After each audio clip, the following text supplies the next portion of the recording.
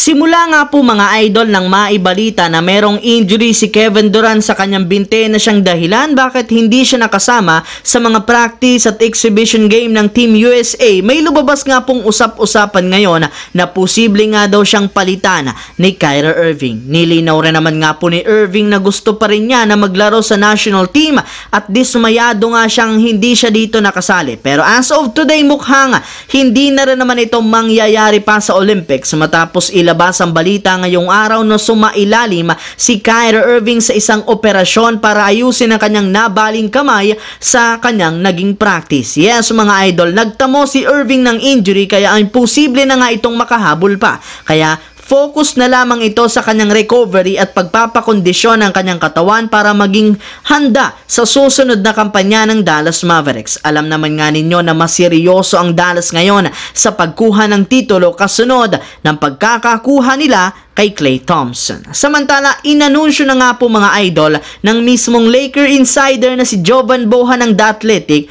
na bigo ang front office nila, especially si Rob Pelinka sa pakikipag-trade talk sa ibang kupunan kagaya ng Portland Trail Blazers, Brooklyn Nets, Utah Jazz, Toronto Raptors at Orlando Magic. Kaya dahil dyan, pinagtatawanan, binabatikos na naman sila ng mga haters at maging mga analyst. Maging ang kanilang dating head coach na si Phil Jackson nagsabi na isa nga sa mga rason bakit walang player ang gustong maglaro sa Lakers dahil sa mag-ama na sina LeBron James at Bronny James na kinukontrol nga daw ang kanilang koponan. Pero mga idol, ayon rin naman sa isang analyst, matagal na rin naman nga pong inaayawan ng mga players ang paglalaro sa Lakers simula pa noong era ni Kobe Bryant since grabe nga ang pressure na nakukuha nila dito sa laki ng market ng kanilang team. Bukod dyan, isa rin naman sa mga rason bakit hirap makakuha ang Lakers ng mga bagong malalaro dahil sa naging desisyon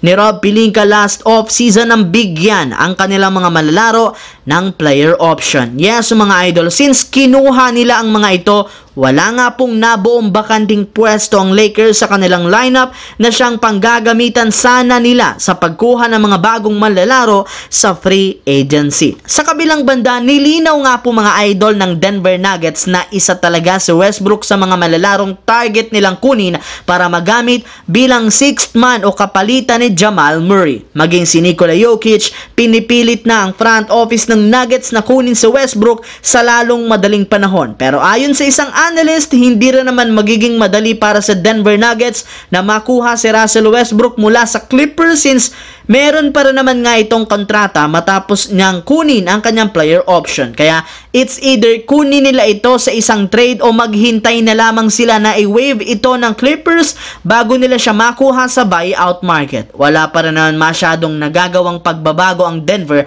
para mapalakas ang lineup, kaya gagawin nila ang lahat ng kanilang makakaya upang matupad ang hiling sa kanila ni Nikola Jokic na maidala sa kanilang team si Russell Westbrook. So yun lamang mga idol ang ating bagong video na ating pinag-usapan ngayon. Once again, this is your J-Zone TV. Huwag kalimutang mag-like, mag-subscribe, pindutin ang notification bell sa akin channel para lagi kayo maging updated sa mga videos na pinapalabas ko. Isang malaking shoutout sa lahat mga idol. Maraming salamat po.